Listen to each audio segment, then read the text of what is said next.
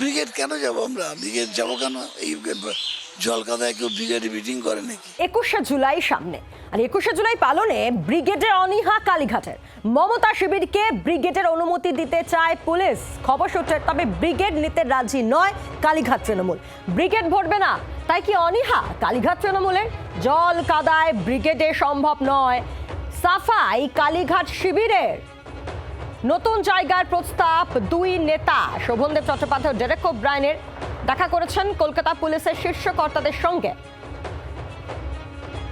এদিকে 21শে জুলাই সভা নিয়ে তৎপর ঋতব্রত শিবিরও। গতকালই আপনাদেরকে দেখিয়েছিলাম যে মেয়র রোডে যান ঋতব্রত এবং ফিরাদরা।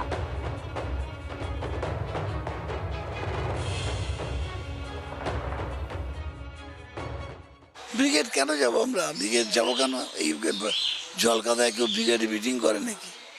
একবারে গোড়ালি ডুবে যাওয়া জল হয়। আমরা করে দেখেছি তো, একবার না দুবার আমাদের ব্রিগেডে মিটিং হয়েছে, যখন জল বৃষ্টি হয়েছে প্রচণ্ড অসুবিধা হয়। শহীদ মিনার আরও খারাপ। রাজনৈতিক বিশ্লেষক রয়েছেন আমাদের সঙ্গে, আমরা কথা বলি এই বিষয় নিয়ে। সৌমেন চক্রবর্তী রয়েছেন আমাদের সঙ্গে। সৌমেন বাবু, ব্রিগেডে এতটা অনীহা ঠিক শাক দিয়ে মাছ ঢাকার মতো হচ্ছে নয় কি ব্যাপারটা? দুটো বিষয় দিয়ে এখানে বোঝানো যায়। একটা হচ্ছে যে অজুহাত গুলো তারা খারিজ মানে সামনে নিয়ে আসছেন, কিন্তু তারা যখন সরকার পক্ষে ছিলেন বিরোধীদের ক্ষেত্রে এই অজুহাত গুলো হলে তারা কি এইগুলো মানতেন? তো ঠেলে দেওয়া হতো তাদের আরো বিপজ্জনক জায়গায়।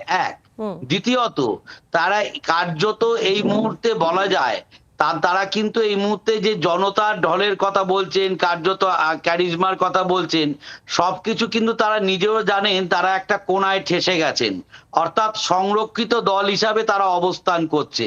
সেই সংরক্ষিত দলের সংরক্ষিত জনতা ব্রিগেড ভরাতে পারবে এটা বিশ্বাসযোগ্য নয়।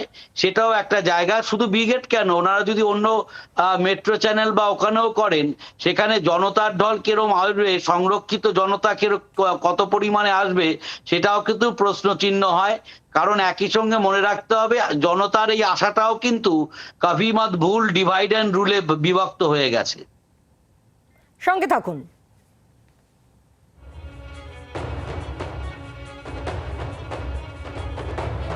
21শে জুলাই নিয়ে পুলিশ সূত্র যেমনটা আমরা খবর পাচ্ছি যে ব্রিগেডে অনুমতি দেওয়া হচ্ছে কালীঘাট তৃণমূলকে। তবে কালীঘাট তৃণমূলে অনীহা রয়েছে ব্রিগেডে, এবং সেক্ষেত্রে তারা সাফাই দিচ্ছে যে এই বর্ষার সময় জল কাদা এর মধ্যে কি করে ব্রিগেডে সভা করবেন তারা।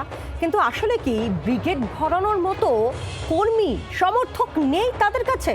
তাই কি এই খেলো অজুহাত কালীঘাট তৃণমূলের? আর অন্যদিকে গতকাল আমরা কি দেখলাম যে ঋত শিবির তারা একেবারে মেয়র রোডে পৌঁছে যায়, সেখানে তাদের তৎপরতা দেখলাম।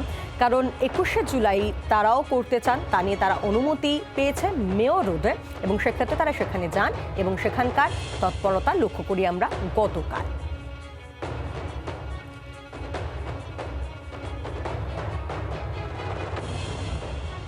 আমরা সবাই এসেছি, আমরা সবাই চলে এসেছি কালেকটিভ। আমরা বারবার বলছি যে এখানে কোনো ইন্ডিভিজুয়ালের ব্যাপার নেই, এটা গোটাটাই কালেকটিভ। সেই কালেকটিভ ফাংশনিংয়ের অংশ হিসেবে সবাই এলাম, সবাই মতামত দিল। ডেকোরেটরকে যার যার মতামত আমরা দিয়েছি, কারণ আমরা তো ফিতে নিয়ে আসতে পারবো না। দেখুন, আমার ফিতে নিয়ে আসার ক্যালিবার নেই, আমার সেই এক্সপার্টাইজ নেই যে আমি মঞ্চ খাড়া করে দেবো। হতে পারে অনেকে মঞ্চও বানাতে পারেন, তাই ফিতে নিয়েছেন। আমাদের যেটা প্রত্যেকের এসে আমরা আলোচনা করেছি, ডেকোরেটরের সঙ্গে আমরা মিট করলাম। ডেকোরেটর বলেছেন যে সবটা শুনে উনি একটা ইমিডিয়েটলি ডায়াগ্রাম আমাদের দেবেন। ডায়াগ্রাম দেওয়ার পর আবার ইন্ডিভিজুয়ালি নয়, আবার কালেকটিভলি বসে নেক্সট পদক্ষেপটা ঠিক করব। হ্যাঁ, মমতা বন্দ্যোপাধ্যায়কে তো আমরা বারবার বলছি উনি আমাদের প্রধান পরামর্শদাতা হিসেবে থাকুন, আমরা চাই। তো উনি যদি আসতে চান, স্বাগত। অন্যদিকে কালীঘাট তৃণমূলের আবার নাপাসান্দ ব্রিগেড।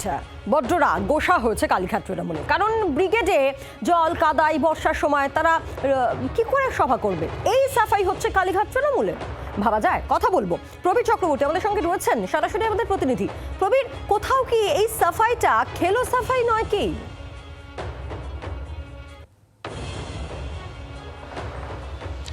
দেখো গতকাল তৃণমূল কংগ্রেসের অর্থাৎ মমতা বন্দ্যোপাধ্যায় পন্থী শিবিরের একজন বিধায়ক একজন সাংসদ তারা গিয়েছিলেন লালবাজারে, পুলিশ কর্তাদের সঙ্গে কথা বলেছেন। সেখানে যেটা জানা যাচ্ছে যে পুলিশ কর্তারা তারা বলছেন, প্রস্তাব দিয়েছেন ব্রিগেডে করতে, কিন্তু মমতা বন্দ্যোপাধ্যায় শিবির সেখানে পরিষ্কার জানিয়ে দিয়ে এসেছেন যে ব্রিগেডে করা সম্ভব নয়, কারণ ব্রিগেডে এই বর্ষার সময় জলকাদা ভর্তি থাকে, এই জলকাদায় সমাবেশ করা সম্ভব নয় বলে তারা জানিয়ে দিয়ে এসছেন। পাল্টা তারা ডোরিনা ক্রসিং চেয়েছেন, কিন্তু সে এখন পর্যন্ত যখন কথা বলছি আমরা তখন পর্যন্ত কিন্তু কলকাতা পুলিশের তরফ থেকে এই ডোরিনা ক্রসিংয়ের অনুমতি পাওয়া যায়নি।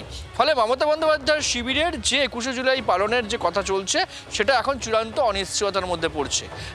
তৃণমূল কংগ্রেস মমতা বন্দ্যোপাধ্যায়ের শিবির তারা দাবি করছেন যে ব্রিগেডে মমতা বন্দ্যোপাধ্যায় একবারই তিনি সমাবেশ করেছেন 21শে জুলাই ক্ষমতা আসার পর, তারপর তারা সেখানে যাননি জলকাদার জন্য। উল্টো দিকে আবার বিজেপির তরফ থেকে কটাক্ষ আসছে যে ব্রিগেড ভরাতে গেলে যে ক্ষমতার প্রয়োজন হয় সেই ক্ষমতা এখন আর তৃণমূল কংগ্রেসের নেই, ফলে ব্রিগেডের দিকে মুখ বাড়াচ্ছেন না মমতা বন্দ্যোপাধ্যায় শিবির। ফলে রাজনৈতিক এই দাবি পাল্টা দাবি, অভিযোগ পাল্টা দাবি, অভিযোগ আসছে, কিন্তু মমতা বন্দ্যোপাধ্যায় পন্থী শিবির শেষ পর্যন্ত কোথায় 21শে জুলাই করবে, পুলিশ কি বলবে, হাইকোর্ট কি বলবে, সব কিছু নিয়ে কিন্তু একটা অনিশ্চয়তা চলছে কালীঘাট শিবিরে।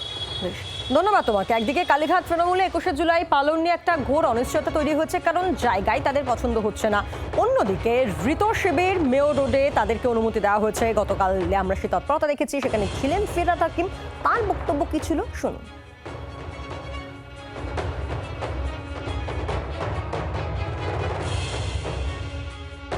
তৃণমূল কংগ্রেস বিভক্ত হয়ে গেল, ভাগাভাগি হয়ে গেল। আপনাদের ওটা মনে হয়, কিন্তু আমরা ভাবি যে শহীদ তার তর্পণ করা, তার প্রতি শ্রদ্ধা জানানোটা এটা আমাদের কর্তব্য, তাই আমরা জানাবো। আপনারা কি মমতা বন্দ্যোপাধ্যায়কে আমন্ত্রণ জানাবেন এই মঞ্চে? আপনারা তো বারবার বলছেন যে পরামর্শদাতা হিসেবে থাকুন, 21শে জুলাইয়ের মঞ্চে মমতা বন্দ্যোপাধ্যায়কে আমন্ত্রণ জানাচ্ছেন? আমাকে 21শে জুলাইয়ে এত বছর ধরে কেউ কোনোদিন আমন্ত্রণ জানায়নি। আমি নিজে নিজেই এসেছি শহীদ তর্পণে। হাজার হাজার লাখ লাখ মানুষ শহীদ তর্পণ করতে আসেন, নিজে নিজে আসেন। বাংলার আওয়াজ, বাঙালির আবেগ, জি 24 ঘন্টা।